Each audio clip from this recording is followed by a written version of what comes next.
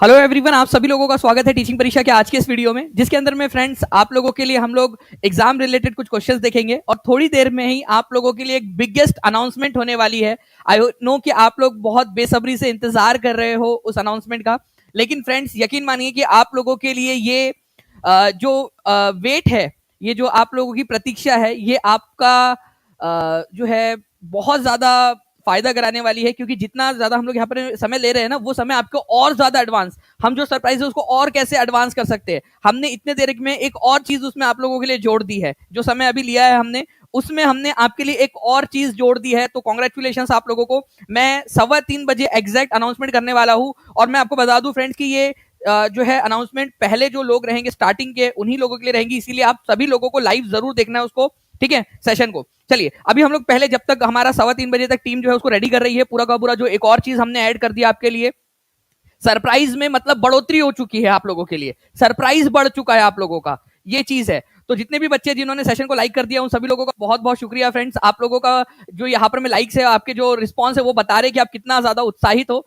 बहुत बहुत शुक्रिया आप लोगों का, ठीक है। एक बार लिख देंगे @टीचिंग परीक्षा यहाँ पर में, और हाथ ऊपर करके बता देंगे जितने भी बच्चे जिन्होंने सेशन को लाइक कर दिया है। देखिए, भारतीय राष्ट्रीय ध्वज को संविधान सभा द्वारा किस तिथि को अपनाया गया था, जल्दी से एकदम फास्ट आंसर करेंगे। हमारे पास में 3:15 तक का समय है, 3:15 तक जो है हम लोग एकदम गोली की रफ्तार से आगे बढ़ेंगे यहाँ पर में। तो भारतीय राष्ट्रीय ध्वज को जो है संविधान सभा के द्वारा कब अपनाया गया था, ये अपनाया गया था फ्रेंड्स 22 जुलाई, ठीक है, 1947 को। अच्छा, एक चीज याद रखना है फ्रेंड्स कि झंडा जो है आप लोगों को पता है कि भाई आजादी से पहले अपनाना चाहिए था, अपनाना चाहिए था कि नहीं अपनाना चाहिए था, कितने लोग मानते हैं, ठीक है। आजादी के बाद, क्योंकि आजादी के समय में हमको आजादी के दिन झंडा लहराना था, हम 1950 में जो है यहाँ पर में झंडा क्यों अपनाएंगे, 1950 में क्यों अपनाएंगे, जबकि हम 1947 में आजाद हो गए। 15 अगस्त को हमको झंडा चाहिए था, भाई झंडा फहराना है ना हमको, ठीक है। वो उनका ब्रिटिशर्स का झंडा उतार के हमारा वाला झंडा, तो ये थोड़ा सा आपको ऑप्शन एलिमिनेट करने में भी, आप याद करने में, रिकॉल करने में मदद करेंगे आप लोगों को, ठीक है। चलिए आप लोगों को बता दूं फ्रेंड्स कि ये झंडा जो है किसने डिजाइन किया था, अगर ये क्वेश्चन आ जाए तो पिंगाली वेंकैया जो थे, इन्होंने डिजाइन किया था, ये याद रखना है आप लोगों ने, इंपॉर्टेंट एग्जाम के अंदर में पूछा जाता है आप लोगों से, ठीक है। पिंगाली वेंकैया इन्होंने डिजाइन किया था। मैं आप लोगों को बता दूं फ्रेंड्स कि 3:15 शार्प आप लोगों के लिए बहुत ही बढ़िया वाली अनाउंसमेंट करने वाला हूं, आपके लिए सरप्राइज है, और जो स्टार्टिंग के बच्चे रहेंगे उन लोगों के लिए ज्यादा फायदा है। हमने एक और चीज उसमें जोड़ दी है, एक सरप्राइज आपके लिए और जोड़ दिया है, जिसके लिए टीम पीछे से उसको एड ऑन कर रही है आप लोगों के लिए। तब तक हम लोग ये सेशन कर लेते हैं, और आपको बता दूं आप लोग जुड़े रहिए, क्योंकि स्टार्टिंग वाले बच्चों को ज्यादा फायदा होने वाला है इसका। चलिए नाउ फ्रेंड्स, देखिए यहाँ पर मैं मद्रास महाजन सभा की स्थापना, अब देखिए इस क्वेश्चन को ना इंपॉर्टेंट मार्क करो, इस क्वेश्चन को इंपॉर्टेंट मार्क करो, मैं आप लोगों को जो है इसको याद ही करवा देता हूं अभी कभी, ठीक है। देखिए फ्रेंड्स, मद्रास महाजन सभा जो है इसकी स्थापना कब हुई थी, तो मद्रास महाजन सभा की स्थापना जो है फ्रेंड्स, एक चीज आपने याद रखना है, इसकी स्थापना हुई थी आपके 1884 के अंदर में। इसको जो है कांग्रेस का प्रोटोटाइप कहा जाता है, प्रोटोटाइप, प्रोटोटाइप या मॉडल। अब आप लोगों को मान लीजिए कि आपको जो है कोई एक चीज बनानी है, बड़ी सी बिल्डिंग बनानी है, तो आप क्या करते हो, ठीक है, अगर बुर्ज खलीफा टाइप का आपको कुछ बनाना है, तो पेपर पे तो ड्राइंग बनाओगे ही, साथ ही साथ उसका छोटा सा प्रोटोटाइप भी बनाया जाता है। प्रोटोटाइप मतलब उसका मॉडल टाइप का, कि कैसा दिखेगा वो। तो बेसिकली ऐसा ऐसा कहा जाता है, कहने के लिए हम लोग इसको कहते हैं, क्योंकि ये कांग्रेस से पहले बनी थी 1884 के अंदर में। तो भाई कांग्रेस का ये मॉडल प्रोटोटाइप है, कांग्रेस का छोटा सा मॉडल था, छोटा प्रारूप था कांग्रेस का ये, ठीक है, क्योंकि कांग्रेस से पहले बनी थी ना, इतना ज्यादा असर नहीं था। मद्रास महाजन सभा जो है साउथ इंडिया के अंदर में एक्टिव थी, साउथ इंडिया के अंदर में, ठीक है। स्पेशली बात करूं तो चेन्नई, आज का जो चेन्नई है, मद्रास पहले बोलते थे उसको, ठीक है, ओके। तो इस वजह से जो है फ्रेंड्स, इसको कांग्रेस का प्रोटोटाइप कहा जाता है, क्योंकि कांग्रेस के जस्ट पहले बनी थी ये। तो आंसर इसका ऑप्शन नंबर ई हो जाएगा, नन ऑफ दी अबव। कौन कौन लोग थे इसके अंदर में जो है फ्रेंड्स, ये याद रखना आप लोगों ने, इसकी स्थापना के अंदर में जी सुब्रमण्यम अय्यर, ठीक है, जी सुब्रमण्य अय्यर, ठीक है, आनंदाचार्लू और एम वीरा राघवचार्य, ठीक है, एम वीरा राघवचार्य, ठीक है। तो एम वीरा राघवचार्य, जी सुब्रमण्य अय्यर, आनंदाचार्लू, ठीक है, ये इंपॉर्टेंट लोग थे जिन्होंने इसकी स्थापना की थी, ठीक है। तो इसकी स्थापना 16 मई 1884 को हुई थी, और इसके पहला सम्मेलन या पहला जो इसकी बैठक थी दिसंबर 1884 में हुआ था, कांग्रेस के एक साल पहले, ओके। तो इसी वजह से इसको कांग्रेस का प्रोटोटाइप या कांग्रेस का मॉडल कहा जाता है। नाउ फ्रेंड्स, अब देखिए ये क्वेश्चन आप लोगों का एग्जाम के अंदर में पूछा जाने की बहुत अधिक संभावना है, ठीक है। यहाँ पर मैं आप लोग देखिए, भारतीय राष्ट्रीय कांग्रेस के प्रारूप के रूप में मानी जाने वाली, प्रारूप के रूप में किसको माना जाता है, भारतीय राष्ट्रीय कांग्रेस का प्रारूप या उसका प्रोटोटाइप किसको माना जाता है, आप लोग आंसर कर देंगे जल्दी से, और जल्दी से सेशन को लाइक एंड शेयर जरूर कर देंगे फ्रेंड्स, चैनल को सब्सक्राइब भी जरूर कर लीजिए जितने भी लोग बचे हुए हैं, ठीक है। अभी मैं थोड़ी देर में आप लोगों के लिए जो सरप्राइज है उसकी अनाउंसमेंट करने वाला हूं, हमने और उसको एडवांस कर दिया है आप लोगों के लिए, ठीक है। आपको बहुत ज्यादा पसंद आएगा, और मैं आपको बता दूं फ्रेंड्स, ये इस तरीके से डिजाइन किया गया है कि आप लोगों का जो है बहुत ज्यादा उसके अंदर में फायदा हो जाए। मैं 3 इंपॉर्टेंट अनाउंसमेंट उसके अंदर में करूंगा और जो तीसरा वाला है वो तो आपके लिए सबसे ज्यादा बेहतरीन होगा। आप देख लीजिएगा कि आपका जीवन जो है इससे बदल जाएगा पूरा का पूरा। तो भारतीय राष्ट्रीय आंदोलन के प्रारूप, भारतीय राष्ट्रीय कांग्रेस के प्रारूप के रूप में जाने जाने वाली मद्रास महाजन सभा की स्थापना, ठीक है, में किसके द्वारा की गई थी? दादा भाई नौरोजी नहीं थे उसके अंदर में, सुरेंद्रनाथ बैनर्जी नहीं थे, एम वीर राघवाचार्य, जी सुब्रमण्य अय्यर और पी आनंद चार्लू, ये लोग थे। आंसर इसका ऑप्शन नंबर सी हो जाएगा। मुझे जल्दी से बताइए मद्रास महाजन सभा का स्थापना का ईयर कौन सा था? ईयर आप लोग लिखेंगे, कितने लोग लिख सकते हैं? ठीक है, लिखिए जल्दी जल्दी से, आप सभी के सभी जल्दी जल्दी से लिखेंगे आप सभी के सभी। ओके, चलिए नाउ फ्रेंड्स, यहां पर मैं आप लोगों को नेक्स्ट हम लोग पॉइंट की तरफ में बढ़ते हैं। निम्नलिखित में से कौन सा विश्व में सुप्रचारित वन्य जीव अभयारण्य है जिसे 1973 में स्टार्ट किया गया था? ठीक है, 1973 के अंदर में कौन सा वाला जो है प्रोजेक्ट स्टार्ट किया गया था? एकदम 10 सेकंड के अंदर में आंसर करना है आप लोगों ने। ठीक है, आपके पास में 10 सेकंड है केवल। ठीक है, अब केवल 5 सेकंड है आपके पास में, 3 सेकंड है आपके पास, 2 सेकंड है आपके पास में, 0 सेकंड है आपके पास में। तो देखिए फ्रेंड्स, आपको बता दूं कि 1973 के अंदर में प्रोजेक्ट टाइगर लॉन्च किया गया था। कहां से लॉन्च किया गया था जल्दी से आप लोग कमेंट करके बताएंगे। अगर आपने ये क्वेश्चन का आंसर भी किया, ये वाला जो है, तभी इस क्वेश्चन का मार्क्स अपने आप में जोड़ना, अदरवाइज इस क्वेश्चन का नंबर अपने इसमें मत जोड़ना। ठीक है, 1973 में प्रोजेक्ट टाइगर लॉन्च हुआ था, ये आप लोगों ने याद रखने का है। और उसके बाद में कहां से स्टार्ट हुआ था? तो आपको बता दूं फ्रेंड्स कि उत्तराखंड के अंदर में हमारा जो आज का सबसे पुराना जो वन्य जीव अभयारण्य है या नेशनल पार्क है हमारा, ठीक है, वहां से इसको स्टार्ट किया गया था। जल्दी से आप लोग कमेंट करके बताएंगे, मैंने आपको हिंट दे दिया है। ठीक है, सबसे ओल्डेस्ट जो नेशनल पार्क है, ठीक है, वहां से इसको स्टार्ट किया गया था। जल्दी बताइए कौन सा वाला है हमारा सबसे ओल्डेस्ट, सबसे पुराना वाला नेशनल पार्क? ये क्वेश्चन आया हुआ है एग्जाम के अंदर में। ठीक है,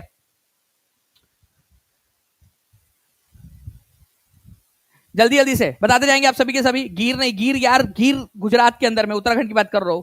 ठीक है, वेरी गुड, बहुत सारे बच्चे लिख रहे हैं यहां पर। मैं ये चाहिए मुझे आप लोगों से कि आपका दिमाग जो है काम करना स्टार्ट करे, रिकॉल करे, क्योंकि जब आप रिकॉल करते हो तब आपकी मेमोरी बढ़ती है। जिम कॉर्बेट नेशनल पार्क, ठीक है, जिम कॉर्बेट नेशनल पार्क। मैं आपको बता दूं फ्रेंड कि जिम कॉर्बेट नेशनल पार्क सबसे ओल्डेस्ट नेशनल पार्क है, सबसे पुराना है। ठीक है, चलिए बात निकली है तो दूर तक जाएंगे। जिम कॉर्बेट नेशनल पार्क जो है फ्रेंड्स 1936 के अंदर में स्टार्ट हुआ था, ये याद रखना है आप लोगों ने। ठीक है, इसको हेलीज नेशनल पार्क कहा जाता था पहले, हेलीज नेशनल पार्क कहा जाता था पहले, बाद में इसका नाम जिम कॉर्बेट नेशनल पार्क कर दिया गया है। ठीक है, इसका नाम एक प्रस्तावित नाम है। ठीक है, रामगंगा नेशनल पार्क करने की योजना है, अभी तक किया नहीं है, प्रस्तावित नाम है इसका, कि इसका नाम बदल के क्या कर दिया जाए, रामगंगा नेशनल पार्क। क्यों कर दिया जाए रामगंगा? कोई बता सकता है मुझे? कोई है यहां पर में जो इस लॉजिक का आंसर कर सके कि रामगंगा क्यों? भाई एक नदी है, ठीक है, रामगंगा नदी, जो इस नेशनल पार्क में से जाती है। अब इससे एक क्वेश्चन बन गया, जिम कॉर्बेट नेशनल पार्क में से कौन सी नदी इसके बीचों बीच में से होकर जाती है? ये क्वेश्चन एग्जाम में आया था, अब आप लोग आंसर कर दोगे। ठीक है, तो जिम कॉर्बेट नेशनल पार्क में से कौन सी नदी जाती है? रामगंगा नदी जाती है। इसी वजह से इसका नाम रामगंगा नेशनल पार्क करने की योजना है, अभी तक किया नहीं है, आगे हो सकता है कि कभी कर दे। ठीक है, इसका पहले नाम जो है हेलीज नेशनल पार्क था और सबसे पुराना नेशनल पार्क है ये। ओके, 1936 के अंदर में इसकी स्थापना हुई थी। इंपॉर्टेंट वाला पॉइंट। चलिए बहुत बढ़िया फ्रेंड्स, यहाँ पर मैं केवल 8 मिनट के अंदर में 2500 से ज्यादा बच्चे यहाँ पर में जुड़ चुके हैं, 1500 से ज्यादा आप लोगों ने लाइक कर दिया है, तो बहुत बहुत शुभकामनाएं आप सभी लोगों को, कांग्रेचुलेशंस। चलिए आगे बढ़ते हैं हम लोग यहाँ पर में हमारे नेक्स्ट क्वेश्चन की तरफ में। बॉम्बे प्रेसिडेंसी एसोसिएशन, ठीक है, किसके द्वारा स्थापित की गई थी? देखिए फ्रेंड्स, ये आप लोगों का एक हाई लेवल क्वेश्चन लेकिन इंपॉर्टेंट क्वेश्चन। मैं आप लोगों से बोलूंगा कि कुछ चीजें इसको तो लिख के रख लेना। कितने लोग चाहते हैं कि एक पावर नॉलेज कैप्सूल यार एक और हो जाए? ठीक है, पावर नॉलेज कैप्सूल हो जाए। मैं बताऊं क्यों पावर नॉलेज कैप्सूल इंपॉर्टेंट है आप लोगों के लिए? ठीक है, power knowledge capsule paid students के लिए बिल्कुल फ्री रहेगा। जब भी अगर, क्योंकि अभी जस्ट आपको बताते बताते मेरे ध्यान में आया कि क्या हम एक पावर नॉलेज कैप्सूल भी कर सकते हैं। पिछले बार किया था हमने 5 घंटे का। ठीक है, पहले दिन 2 घंटे किया, उसके दूसरे दिन 3 घंटे किया, हमने 5 घंटे हमने पावर नॉलेज कैप्सूल किया हुआ है। ठीक है, तो उसमें इस तरीके के फैक्ट बताने में मजा आती है।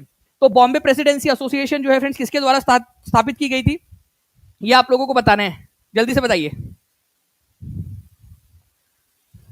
बहुत बढ़िया। देखिए अभी थोड़ी देर पहले हम लोगों ने जो है फ्रेंड्स मद्रास महाजन सभा के बारे में देखा था कि जी सुब्रमण्यम अय्यर, आनंदा चार्लू और एम वीरा राघवाचार्य जो थे, उन्होंने स्टार्ट किया था 1884 के अंदर में। बिल्कुल वैसे ही फ्रेंड्स बॉम्बे के अंदर में एक एसोसिएशन स्टार्ट हुई थी, बॉम्बे प्रेसिडेंसी एसोसिएशन बोला जाता है उसको। ठीक है, इसकी स्थापना 1885 में, जिस साल कांग्रेस की स्थापना हुई थी उसी साल इसकी भी स्थापना हुई थी 1885 के अंदर में। ठीक है, ये याद रखना आप लोगों ने। फिरोज शाह मेहता, ठीक है, के टी तेलंग और बदरुद्दीन तैयब जी। ठीक है, तो फिरोज शाह मेहता, ठीक है, के टी तेलंग और बदरुद्दीन तैयब जी, ये जो है फ्रेंड्स क्या थे, इसके संस्थापकों में से थे।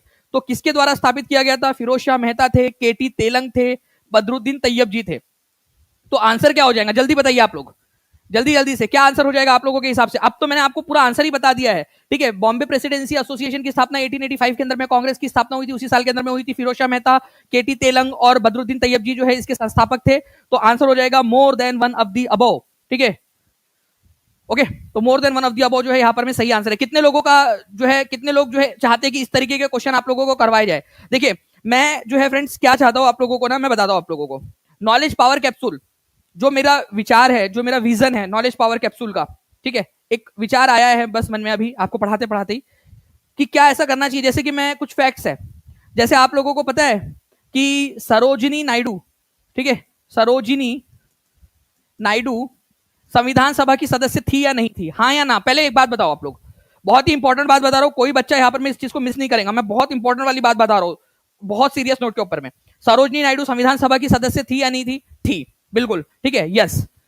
अब बात आती है कौन से स्टेट से थी ये, ठीक है, कौन से स्टेट से थी? बहुत कम लोगों को पता है फ्रेंड्स, ये मैं नॉलेज पावर कैप्सूल के अंदर में पढ़ाना चाहता हूं, ठीक है। मेरी बहुत इच्छा है कि इस तरीके के फैक्ट जो बच्चे अक्सर भूल जाते हैं और इस पर क्वेश्चन आ जाए। ये बिहार से चुनकर गई थी, ठीक है, बिहार से चुनकर गई थी संविधान सभा के अंदर में, नहीं यूपी से नहीं गई थी, बिहार से चुनकर गई थी संविधान सभा के अंदर में। कितने कम लोगों को पता है, आप लोग देख लीजिए यहां पर मैं बच्चे यूपी यूपी आंसर लगा रहे हैं। यूपी की वो बनी थी राज्यपाल, पहली राज्यपाल बनी थी, बिहार से चुनकर गई थी। आप देख लीजिए कितने कम लोगों को पता है। ये पॉइंट्स मैं आपको पढ़ाना चाहता हूं नॉलेज पावर कैप्सूल के अंदर में, ठीक है, जैसे हमने पिछले बार किया था। बिहार से टोटल कितने सदस्य थे? 36 सदस्य थे। पूरी लिस्ट जो है फ्रेंड्स मैं आप लोगों को प्रोवाइड कर सकता हूं, क्योंकि बिहार जो है डिजिटल संसद, मैंने पूरी वेबसाइट उसकी पूरी पढ़ी है, पूरा का पूरा किया है, ताकि ऑथेंटिक चीजें आप लोगों को बता सकूं मैं, ठीक है। चलिए कोई नहीं, अगर आप लोगों को चाहिए होगा तो आप बताना मुझे। इसके अलावा आप लोगों को बता, ये क्वेश्चन पूछा जा सकता है संविधान सभा के अंदर में डॉक्टर बी आर अम्बेडकर कहां से चुनकर गए थे? ठीक है, पहले बंगाल से गए थे, फिर बंगाल का विभाजन हुआ, उनकी सीट पाकिस्तान चली गई, तो वो फिर बॉम्बे से चुनकर गए। उनकी जगह उनको बॉम्बे से चुनकर भेजने के लिए किसने इस्तीफा दिया था? कितना इंपॉर्टेंट क्वेश्चन है। पहले वो बंगाल से चुनकर गए, बंटवारा हुआ तो उनकी सीट पाकिस्तान के हिस्से में चली गई, बांग्लादेश के अंदर, जो आज का बांग्लादेश है, पूर्वी पाकिस्तान। फिर वो बॉम्बे प्रेसिडेंसी से चुने गए बाद में वो। तो भाई कहीं किसी ना किसी ने इस्तीफा दिया होगा, सीट खाली हुई होंगी, तभी तो वो चुनकर गए ना। किसने इस्तीफा दिया था बताइए? देखिए ये इतना इंपॉर्टेंट क्वेश्चन, ये सारे के सारे मैं आप लोगों को जो है वो नॉलेज पावर कैप्सूल के अंदर में पढ़ाने वाला हूँ, ठीक है। चलिए अभी थोड़ी देर के अंदर में फ्रेंड्स आपकी 3:15 बजे जो है एक बिगेस्ट अनाउंसमेंट होने वाली है। सभी लोग तैयार है? ठीक है, जोश आया है आप लोगों का उस अनाउंसमेंट के लिए? थोड़ी देर के अंदर में मैं अनाउंसमेंट करने वाला हूं आप लोगों के लिए, सभी लोग तैयार रहिएगा। स्पेशल अनाउंसमेंट है, थोड़ी देर बस। कितना समय बचा है? आई थिंक शायद से 10-12 मिनट बचे हुए हैं और अभी, ठीक है। चलिए आगे बढ़ते हम लोग। Who founded Indian Association in 1876? ठीक है, 1876 के अंदर में आपको बताना है कि इंडियन एसोसिएशन की स्थापना किसने की थी। तो देखिए अब तक हम लोगों ने क्या क्या पढ़ा, एक बार रिवाइज करें क्या? ठीक है, अगर आप कहोगे तो रिवाइज भी कर लेंगे हम लोग। इंडियन एसोसिएशन जो है फ्रेंड्स, इसकी स्थापना हुई है 1876 में। मद्रास महाजन सभा की हम लोगों ने देखा फ्रेंड्स स्थापना हुई थी 1884 के अंदर में, ठीक है। बॉम्बे प्रेसिडेंसी एसोसिएशन की स्थापना जो है फ्रेंड्स ये हुई थी 1885 के अंदर में, ठीक है, ये याद रखना है। और इंडियन एसोसिएशन जो है, ठीक है, इंडियन एसोसिएशन ये जो संस्था है इसकी स्थापना हुई थी 1876 में। इसके संस्थापक कौन थे?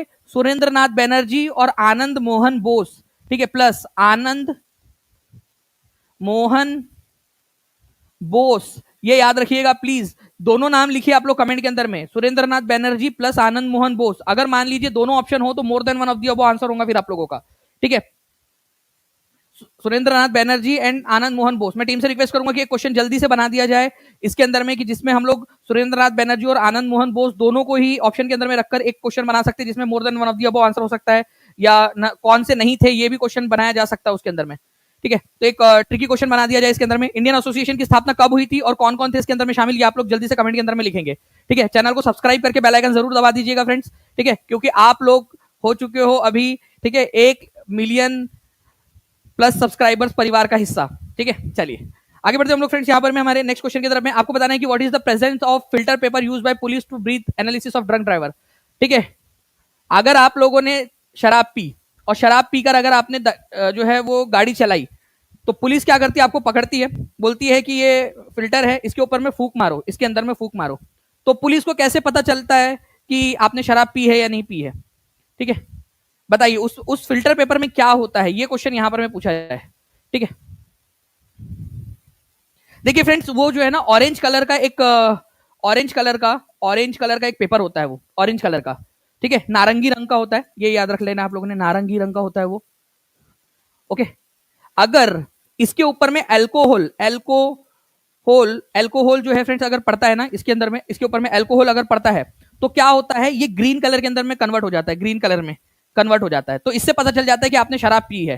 ठीक है, तो क्या होता है उसके अंदर में, ये पूछा जा रहा है इसमें। ठीक है, तो पोटेशियम डाइक्रोमेट और सल्फ्यूरिक एसिड उसके अंदर में मौजूद होता है, ये याद रखना है आप लोगों ने। पोटेशियम डाइक्रोमेट का फॉर्मूला क्या है? ठीक है, तो पोटेशियम का क्या होता है, के होता है। ठीक है, क्रोमाइड का क्या होता है, सीआर होता है। ठीक है, और उसके अंदर में ऑक्साइड होता है उसका, इसी वजह से ऑक्सीजन भी लगा होगा। तो पोटेशियम डाइक्रोमेट मैं लिख देता हूं यहां पर में, पोटेशियम, ठीक है, डाइक्रोमेट, ठीक है, और ऑक्साइड होता है इसका, इसी वजह से ये आपका पोटेशियम डाइक्रोमेट हो गया।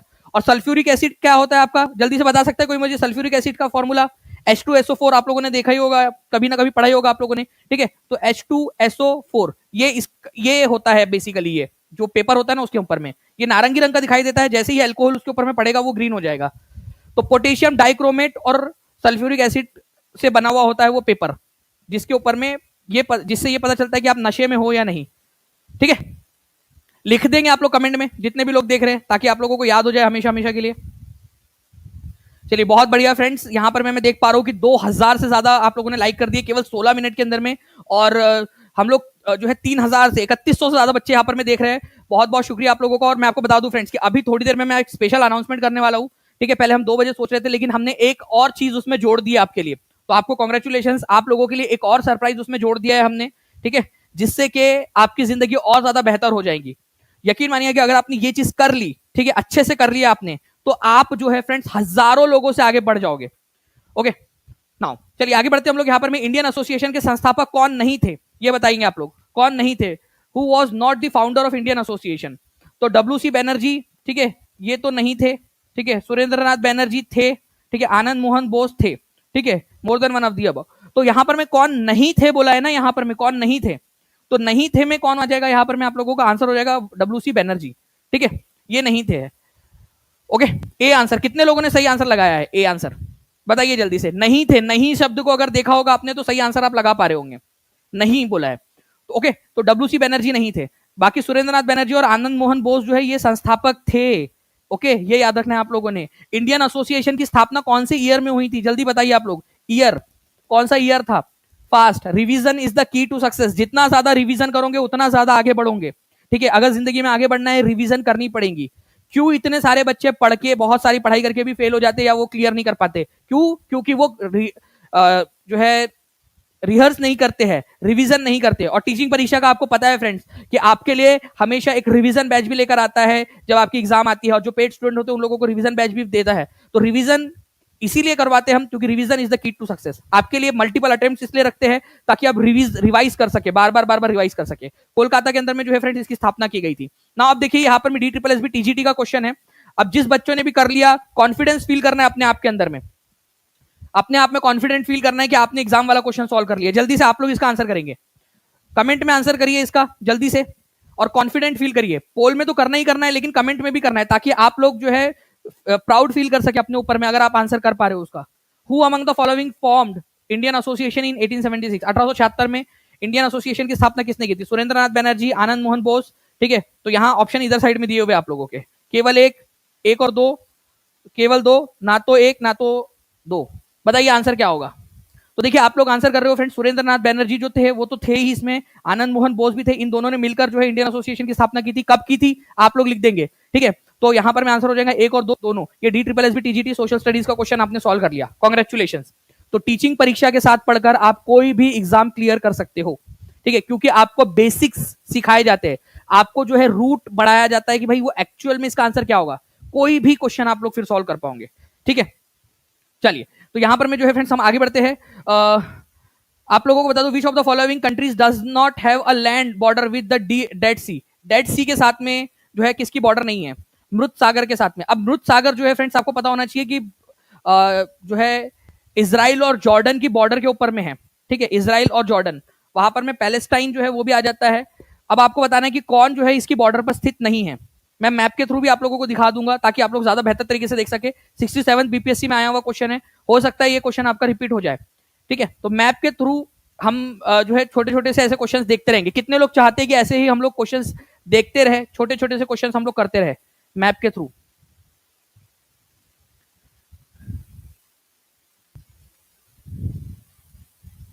ठीक है, तो देखिए फ्रेंड्स, अगर मैं इस पर्टिकुलर क्वेश्चन की बात करूं आप लोगों से, ठीक है, तो मैप दिखा देता हूं मैं आप लोगों को। ये देखिए, ये है डेड सी, मृत सागर। आपको पता है इतना खारा है कि इसके अंदर में कोई डूबता भी नहीं है, इसमें नमक बहुत ज्यादा है। ठीक है, नमक की सघनता ज्यादा होने की वजह से इस पानी के अंदर में कोई डूबता नहीं है। अगर आपको तैरना नहीं भी आता तो भी आप उसके ऊपर में तैरते रहोगे। ठीक है, तो ये जो है फ्रेंड्स, ये आप लोगों का जॉर्डन वाला इलाका है, यहां पर में है जॉर्डन। ठीक है, ये है इसराइल, यहां पर में इसराइल, ये है गाजा पट्टी। तो आप देख सकते हो गाजा पट्टी जो है, ये गाजा जो इलाका है ना, यहां पर में इसके वेस्ट में मेडिटेरियन सी है, भूमध्य सागर है। तो गाजा में जो हमास नाम की जो संस्था है, हमास, ठीक है, उसने क्या किया था, इसने इसराइल पर हमला किया था पिछले साल, अगर आपको याद हो, वहीं से स्टार्ट हुआ था ये पूरा का पूरा युद्ध। तो गाजा से हमास, क्योंकि गाजा पट्टी जो है इसराइल चाहता है कि इसराइल के कब्जे में आ जाए। ठीक है, लेकिन ये गाजा पट्टी जो है मोर और लेस पैलेस्टाइन फिलिस्तीन का पार्ट है ये। ठीक है, इसका पार्ट है फिलिस्तीन का, और ये लोग आजाद रहना चाहते हैं। ठीक है, इसराइल इन पर कब्जा करना चाहता है। तो ये लोग क्या करते हैं, इसराइल जब इनके ऊपर में एनक्रोचमेंट कर रहा है, इनके ऊपर में धावा करने की कोशिश कर रहा है, तो ये लोग उसके ऊपर में बम फेंकते हैं। ठीक है, यहां पर में ये जो वेस्ट बैंक आपको दिख रहा है ना, इसको और इसको मिलाकर, ये गाजा को और वेस्ट बैंक को मिलाकर फिलिस्तीन या पैलेस्टाइन बोला जाता है। तो देखिए, पैलेस्टाइन या फिलिस्तीन की जो बॉर्डर है वो डेड सी के साथ लगती है। देखिए, इसराइल की बॉर्डर जो है वो लगती है, जॉर्डन जो है उसकी बॉर्डर भी आप लोग देख सकते हो यहां पर में लगती है फिलिस्तीन के साथ में, डेड सी के साथ में लगती है। ठीक है, तो डेड सी के साथ में जॉर्डन की, फिलिस्तीन की और इसराइल की बॉर्डर लगती है। इसके और ऊपर जाओगे आप लोग, ये यहां पर में ये है लेबनान। ठीक है, लेबनान इधर साइड में ऊपर में, ओके, लेबनान। तो लेबनान जो है फ्रेंड्स, उसकी बॉर्डर नहीं लगती है। तो आंसर इसका ऑप्शन नंबर ए हो जाएगा। ठीक है, चलिए, तो ये आप लोगों को समझ में आ गया। अब यहां पर मैं आप लोग देखिए फ्रेंड्स, इनके बीच में एक बहुत ही इंपॉर्टेंट वाला जो बोन ऑफ कंटेंशन है, मतलब जो लड़ाई की हड्डी है इनकी, वो है जेरूसलम। जेरूसलम जो है फ्रेंड्स, ये ईसाई लोग जो है वो, उनका भी एक पवित्र स्थान है। ठीक है, उसके बाद में जो यहूदी लोग हैं, ठीक है, जूइश लोग, ठीक है, उन लोगों का भी एक पवित्र स्थान है, और मुस्लिम्स जो है उनका भी पवित्र स्थान है। तो इस वजह से हर कोई चाहता है कि जेरूसलम पर उनका कब्जा हो। तो जेरूसलम को लेकर भी यहाँ पर में लड़ाई है। ठीक है, चलिए, बाद में हम लोग और डिटेल में जाएंगे इसके अंदर में, लेकिन अभी फिलहाल में आप लोगों ने ये देखना था कि डेड सी, ठीक है, बहुत खारा है, इसराइल और जॉर्डन की बॉर्डर पर स्थित है, और पैलेस्टाइन की बॉर्डर जो है वो भी लगती है डेड सी के साथ में, फिलिस्तीन की। ओके, फिलिस्तीन दो चीजों से मिलकर बना है, जल्दी से आप लोग बता देंगे मुझे कौन कौन से दो चीजों से मिलकर बना है। एक तो है गाजा, ठीक है, गाजा पट्टी plus West Bank, West Bank, इन दोनों को मिलाकर जो है फ्रेंड्स फिलिस्तीन बोला जाता है। ये यहां पर में देख लीजिए, गाजा पट्टी और ये वेस्ट बैंक पूरा, इनको मिलाकर बोलते हैं फिलिस्तीन। चलिए, आगे बढ़ते हैं हम लोग फ्रेंड्स। अगर आप लोग चाहते हो कि मैं इसका पूरा हिस्ट्री आपको बताऊं, इनका क्या इतिहास रहा है, कैसे यहां पर में इसराइल नाम का देश बना, ठीक है, 1948 से पहले तो यह इसराइल नाम का देश था ही नहीं, फिलिस्तीन था। ठीक है, तो कैसे ये देश बना, कैसे ये पहले ऑटोमन तुर्कों के कंट्रोल में था, कैसे वर्ल्ड वॉर 2 के बाद में ये ब्रिटिशर्स के कब्जे में गया और ब्रिटिशर्स ने जूइश को यहाँ पर में बसाया। अगर आप उसका पूरा इतिहास जानना चाहते हो तो मेरे को कमेंट करके जरूर बताना। मैं जो सक्सेस परीक्षा चैनल है ना हमारा, जो नया चैनल अपन लोगों ने बनाया है इस तरीके के डिटेल्ड वीडियोस के लिए, मैं आपको उसमें पूरा जरूर सिखाऊंगा मैप्स के थ्रू। ठीक है, नाउ, निम्नलिखित नदियों में से कौन सी नदी भारत से निकलकर पाकिस्तान में जाती है? भारत से निकलकर पाकिस्तान के अंदर में जाती है। तो देखिए फ्रेंड्स, ये सतलुज नदी जो है भारत से निकलकर क्या पाकिस्तान में जाती है? घाघरा नदी, ठीक है, बेतवा नदी, तापी नदी, नन ऑफ दी अबव, ठीक है, या more than one of the above भी, चलिए ले लीजिए इधर में। तो भारत से होते हुए पाकिस्तान में जाती है। देखिए फ्रेंड्स, घाघरा नदी अगर मैं बात करूं, तो घाघरा नदी जो है ना, ये तो इधर में गंगा नदी के तरफ में है घाघरा नदी। ठीक है, घाघरा नदी गंगा नदी की सहायक नदी है, और गंगा नदी खुद नहीं जाती पाकिस्तान, तो ये अपनी सहेलियों को क्यों जाने देंगी उधर में, तो ये तो नहीं है। बेतवा नदी, ये भी फ्रेंड्स गंगा यमुना जो है रिवर सिस्टम, उसका पार्ट है बेतवा नदी। तापी नदी जो है डायरेक्ट अरब सागर में जाती है, पाकिस्तान में जाती ही नहीं है।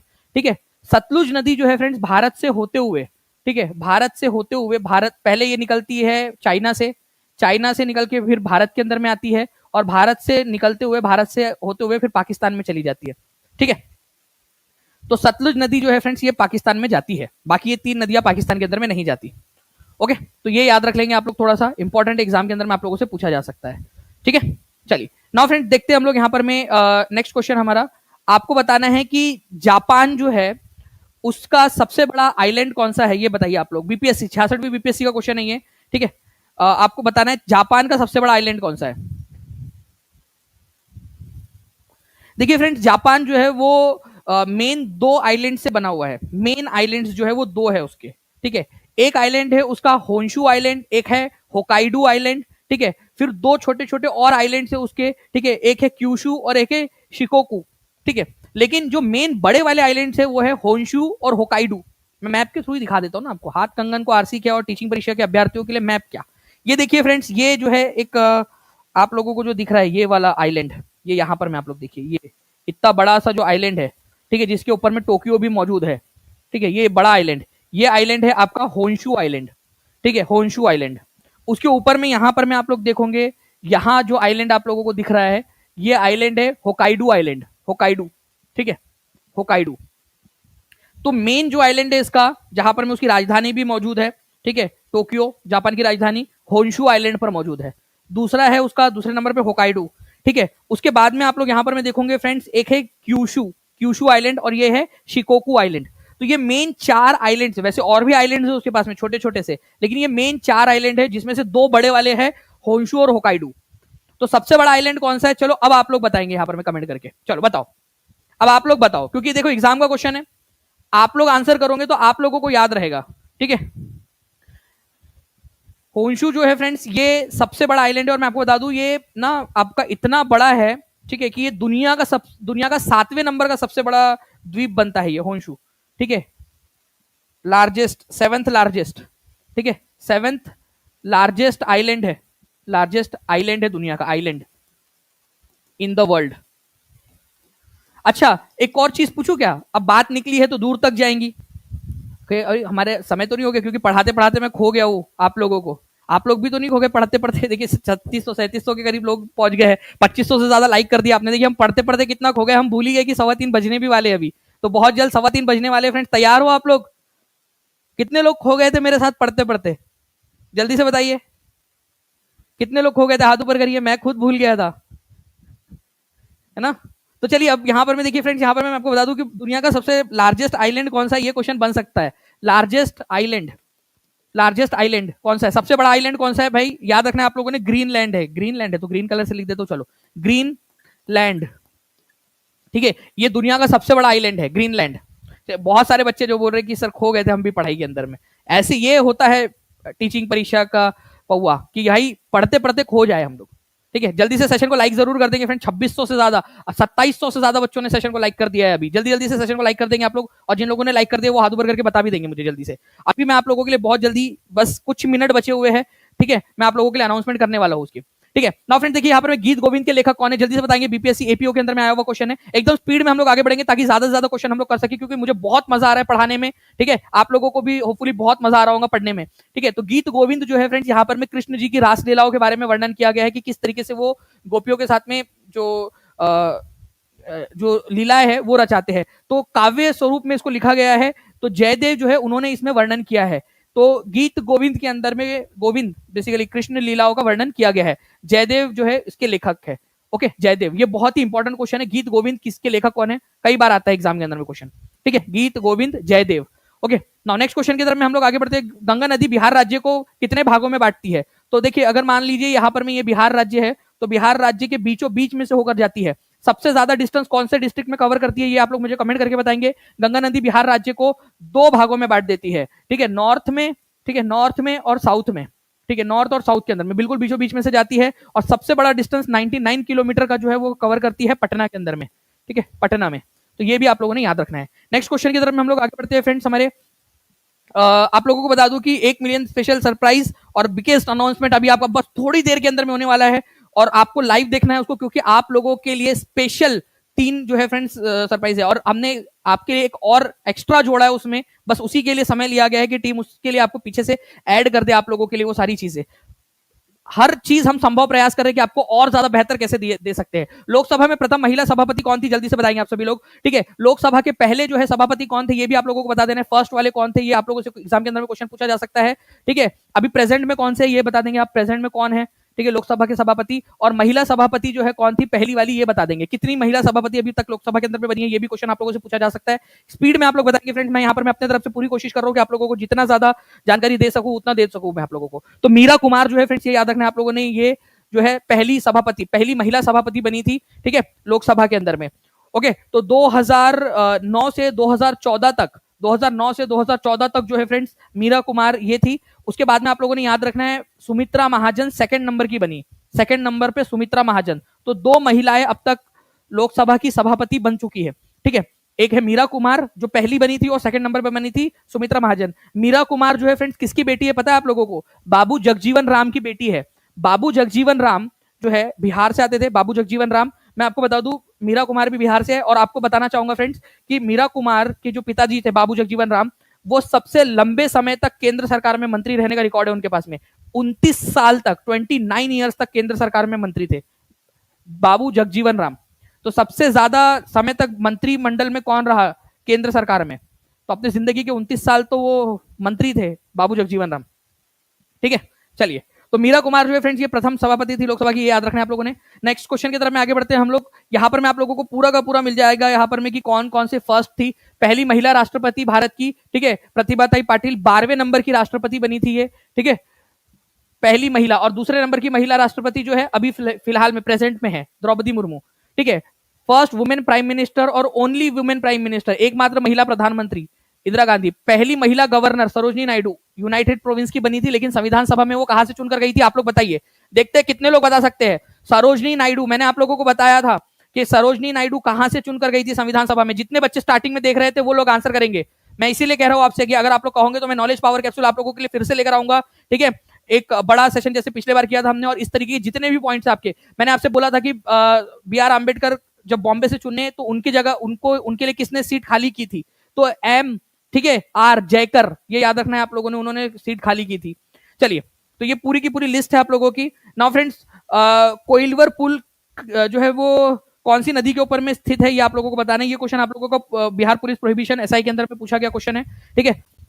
बहुत पास है हम लोग 3000 लाइक्स के। केवल 1 मिनट हमारे पास में बचा हुआ है। हर एक बच्चा जल्दी से सेशन को लाइक कर देगा, ठीक है, और कमेंट के अंदर में आंसर करते रहेंगे आप लोग। और आप लोगों को लिए जो बहुत ही इंपॉर्टेंट वाला सरप्राइज है, ठीक है, वो आप लोग उसके लिए आई होप आप लोग तैयार होंगे, ठीक है। चलिए, तो कोइलवर पुल जो है वो कौन सी नदी के ऊपर में स्थित है, ये आप लोगों को कमेंट के अंदर में आपको बताना है। जी हाँ, टाइम हो चुका है, मैं समझ गया हूं यहाँ पर मैं आप लोगों का। तो सोन नदी के ऊपर में स्थित है, ठीक है। तो जल्दी से आप लोग बता देंगे। केवल 55 लाइक्स दूर है हम लोग यहाँ पर भी 3000 के टारगेट से, ठीक है। तो ये है आप लोगों का कोइलवर पुल, ठीक है, आपको भोजपुर बिहार के अंदर में मिलेगा, सोन नदी के ऊपर में स्थित है, याद रख लीजिएगा। कोइलवर पुल सोन नदी के ऊपर में स्थित है। नेक्स्ट जो है फ्रेंड्स, हम लोग यहाँ पर में 1 मिलियन स्पेशल सरप्राइज की तरफ में हम लोग आ चुके हैं यहाँ पर में, ठीक है। सारे के सारे बच्चे जल्दी से उस सेशन के ऊपर में चले जाइए आप लोग, ठीक है, जो अभी टीचिंग परीक्षा के यूट्यूब चैनल पे लगा हुआ है। 1 मिनट के अंदर में मैं आप लोगों के लिए वहां पर मैं आ रहा हूँ। 3000 से ज्यादा आप लोगों ने लाइक कर दिए, बहुत बहुत शुक्रिया फ्रेंड्स, ठीक है। तो सारे के सारे बच्चे आ जाइए और उस सेशन को जहां भी फैला सकते हो फैला दीजिए आप लोग, ठीक है। सेशन को लाइक कर देंगे। लाइव देखना है आप लोगों ने, सभी बच्चों ने लाइव देखना है उसको, क्योंकि इंपॉर्टेंट अनाउंसमेंट है आप लोगों के लिए। और जहां जहां शेयर कर सकते हो शेयर कर देंगे, वहां लिख देना है कि जी सर शेयर कर दिया है, ठीक है, लाइक कर दिया। आप सभी लोगों को मैं यहां पर मैं कह रहा हूं जल्दी से सेशन के ऊपर में आ जाइए, ठीक है। स्पेशल अनाउंसमेंट्स है आप लोगों के लिए। अभी 3:15 हो चुके हैं। 1 मिनट के अंदर में अंदर में मैं वहां पर मैं ज्वाइन हो रहा हूं आप लोगों के साथ में। तो जल्दी से आप लोग ज्वाइन हो जाइए, ओके। तो thank you very much, take care and bye, God bless you all. मिलते हैं अभी हम लोग जस्ट 1 मिनट के अंदर में। Thank you.